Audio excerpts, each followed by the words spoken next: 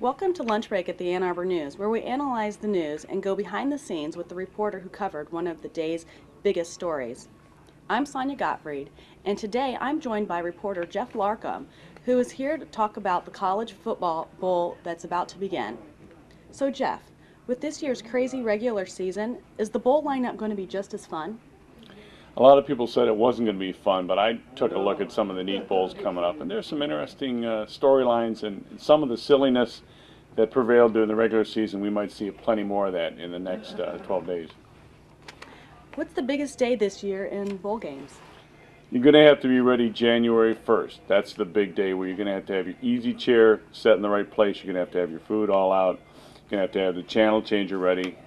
The highlight starts with Michigan's bowl game, which is the Capital One Bowl against Florida. That's a 1 o'clock start, and their bowl games throughout the day, culminating with the Rose Bowl, Illinois against USC at about 4:30. Okay, so what are your predictions for the University of Michigan's game? A lot of people say Michigan's going to get bombed. But what could happen, there are a lot of interesting storylines. For instance, it's Lloyd Carr's last game. Michigan has to confront a spread offense that it's struggled against all season. It's dealing with a Heisman Trophy winner in Tim Tebow. There's many seniors leaving, Chad Henne, Mike Hart, and Jake Long, the offensive lineman. It's their final game they really want to win for Lloyd Carr. So there's a lot of emotion here, and that might mitigate Florida's edge. Well, Geoff, tell us, what's the coolest bowl to watch this year? If I only had one bowl to watch, I would ticket the January 7th matchup between Ohio State and LSU.